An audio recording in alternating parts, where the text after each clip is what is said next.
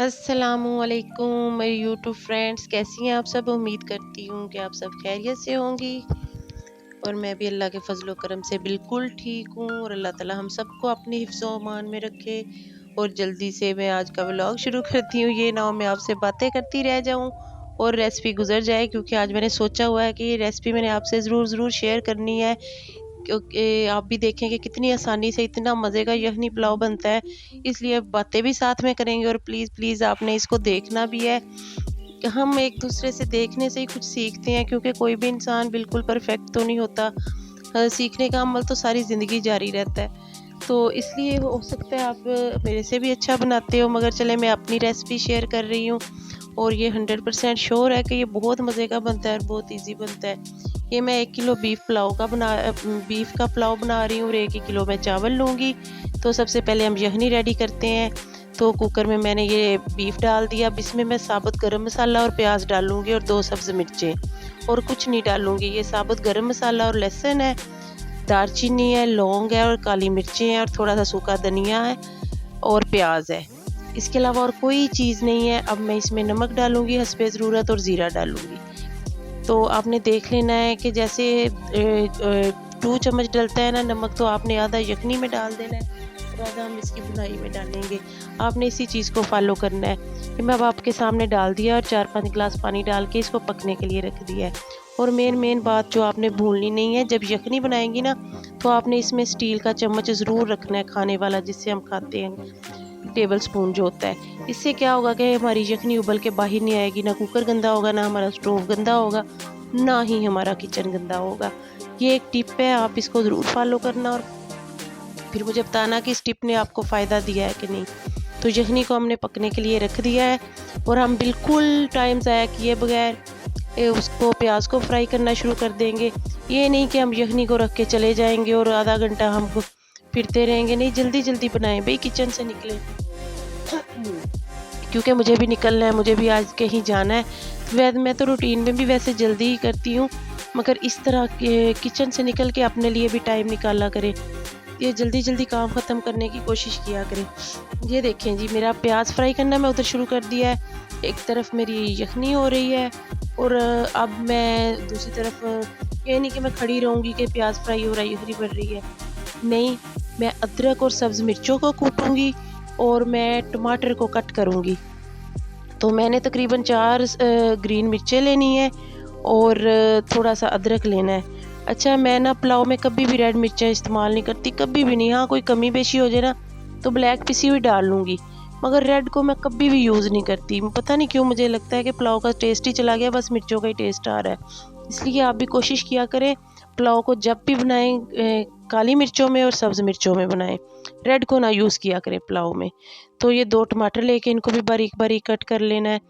तो उसको कूट लेना है मैंने।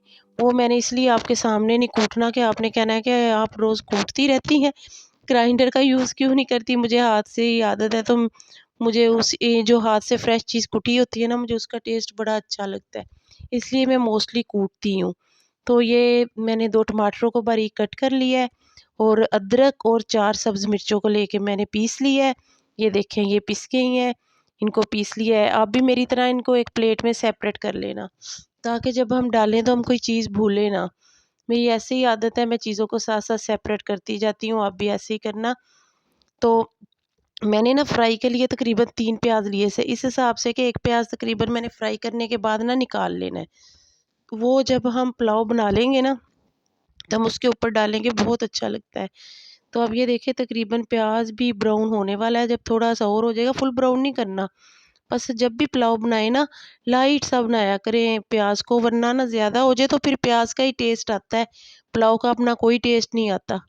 तो इसलिए ये ज़रूर ख्याल किया करें कि बिल्कुल सर पे ही खड़ी होके प्याज को किया करें, वरना आपने इधर उधर 1 मिनट के लिए भी हो गई ना, तो प्याज ने ज़्यादा फ्राई हो जाना है और पुलाव का टेस्ट इसको चला जाएगा, प्याज का टेस्ट। तो ये लें जी, मैंने आधा गिलास पानी डाला है, थोड़ा सा कलर निकाला है।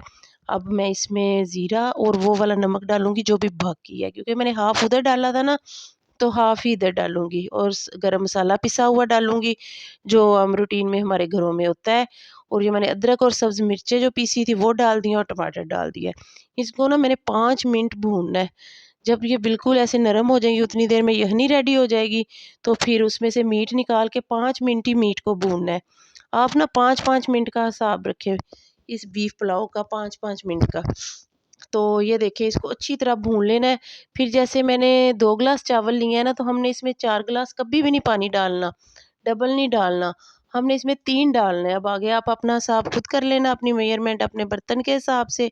जैसे मैंने 2 ग्लास चावल लिए थे, तो इसमें मैं 3 ग्लास यखनी जो बची थी ना, वो डाल दिया। थोड़ी-सी कम हुई थी, थोड़ी सी फिर मैंने पानी डाल दिया था।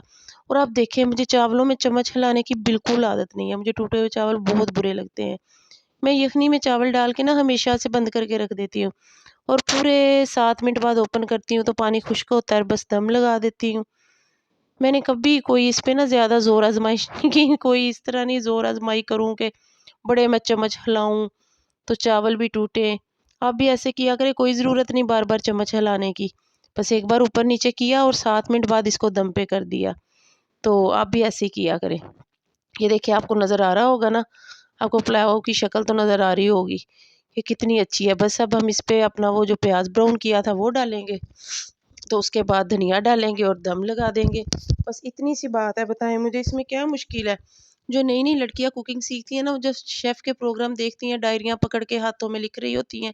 यकीन माने दुःख भी होता है देख के कि आप लोग इतना टाइम वेस्ट करती हो, थोड़ा-सा ज़हन को लड़ाओ और हिम्मत करो, जाके बनाना शुरू करो, जो भी बनाना है।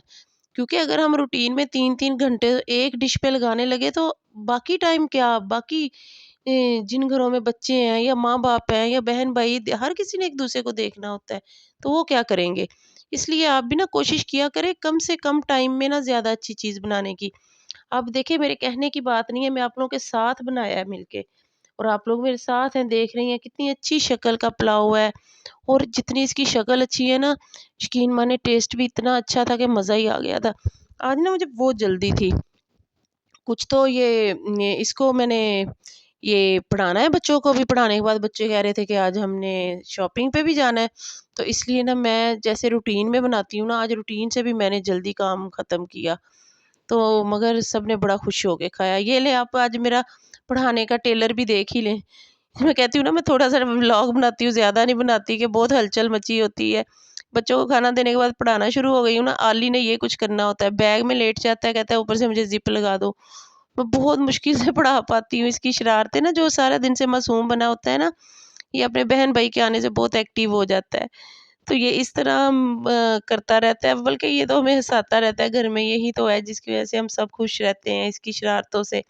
तो ये ना बैग में लेट जाता है, डेली इसका काम है, बुक्स बाहिर करेगा और कहेगा कि मुझे लॉक कर दो ऊपर से।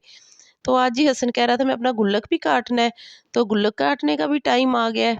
तो हसन के पैसे निकलने हैं और हसन की खुशी की इंतहा नहीं कि ये क्या हो गया, लाखों रुपया हसन को आज मिल गया। हसन ऐसे खुश हो रहा था कि जैसे ना मुझे लाखों रुपया नहीं मिल गया, ऐसे काउंट करी जा रहा, आँखों में चमक बढ़ी जा रही कि मम्मा इतने पैसे। ये ना एक्चुअली सेविंग कर रहे थे आली की बर्थडे के लिए। अपनी पॉकेट मनी इन्होंने सेव की कि हम आली के लिए जो चाहे गिफ्ट ले लें, आपने हमें मना नहीं करना। मैंने कहा चलो ठीक है, करो आप लोग कलेक्ट। तो इन्होंने किया, तो माशाल्लाह इन्होंने काफ़ी पैसे जमा कर लिए। तो बार-बार खुशी हो रही, ले के फिर रहे, काउंट कर रहे। फिर इन्होंने कहा कि आप ना हमें ले जाएँ, तो हम आली के लिए गिफ्ट ले लें। तो बल्कि रुशाने ने कहा कि मैं आली आली को नहीं हमने लेके जाना, आली को तो हमने सरप्राइज़ देना है, ताकि आली देख ना पाए। आली जब बर्थडे वाले दिन अपने गिफ्ट्स देखेगा ना, तो फिर इसको एकदम से ज़्यादा खुशी मिलेगी।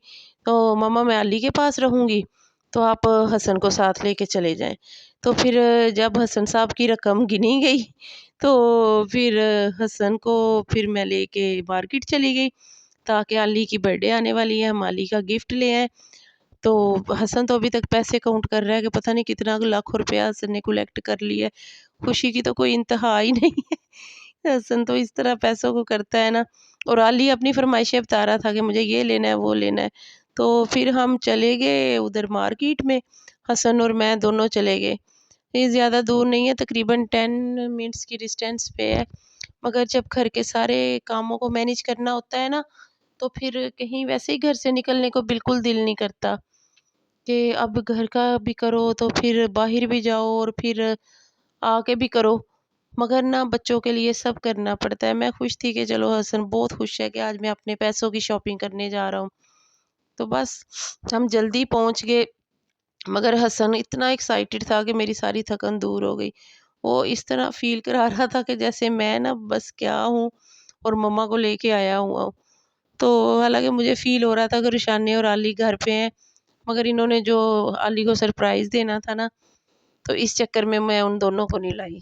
हम वो टॉय शॉप पे आ गए थे, स्टोर में। मगर हसन को तो, हसन आपको पता है जब आ जाए किसी भी शॉप पे तो इसको गाड़ियों के अलावा कुछ नज़र ही नहीं आता। मुझे इतनी शॉपिंग करनी थी, किचन की शॉपिंग करनी थी, मगर हसन ने मुझे किसी तरफ देखने भी नहीं दिया। जब मैं कोई चीज़ देखने लगूँ तो मेरे सामने एक अदद गाड़ी आ जाए, मम्मा ये ले लें, वो ले लें, ये ले लें, वो ले लें। तो आपको पता है मैं पहले भी बताती हूँ कि लेते तो बहुत कुछ है, मगर मैं काउंटर पे जाके इनको ना कर देती हूँ माइनस। पहले मूड नहीं ख़राब करती, पहले ही मूड ख़राब हो जाता है। तो फिर मैं हसन को कहा कि आप अभी ना ये ना लो, हम उसको थोड़ी-सी ना कोई बड़ी ले देते हैं, तो आप चेक करो। तो फिर हम उनकी वो बड़ी गाड़ियों की तरफ आ गए, तो वहाँ भी हसन इस तरह बना हुआ था, बहुत बड़ा डीलर चेक कर रहा था गाड़ियों को। तो नीचे से कुछ उसके टॉय लिए, तो कुछ फिर ये ऊपर से हसन देख रहा था कि मैंने कहा देख लो जो दिल करता है, क्योंकि इनके पैसे थे, मैं इनको कुछ कह नहीं सकती थी। और हसन तो इस तरह डील कर रहा था जैसे कोई ना बहुत बड़ा होता है, मैकेनिक चेक कर रहा है गाड़ियों को, कहाँ से व्हील ठीक है, कहाँ से ये ठीक है।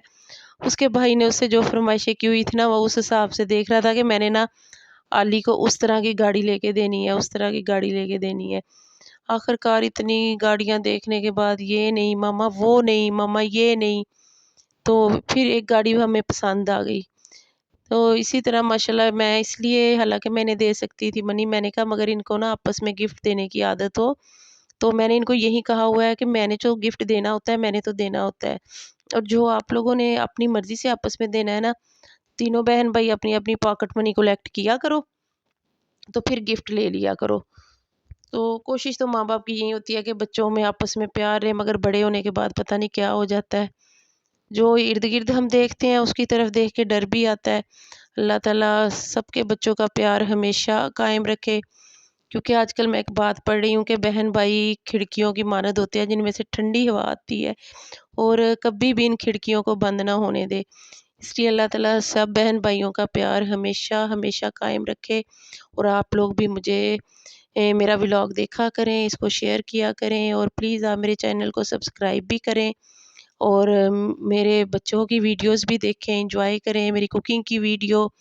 तो अगर आपको कोई पसंद आए तो प्लीज़ प्लीज़ उसे शेयर भी किया करें, और कमेंट भी किया करें, कोई बात अच्छी लगे, कोई चीज़ अच्छी लगे। हाँ, कहीं से कुछ ना अच्छा लगे तो वो भी प्लीज़ बताया करें, क्योंकि मैं अभी न्यू हूँ और आप लोगों की सजेशन से ही मैं चल रही हूँ। तो इसलिए आप लोग मुझे और मेरे बच्चों को अपनी दुआओं में भी याद रखा करें, और मेरी रूटीन भी देखा करें।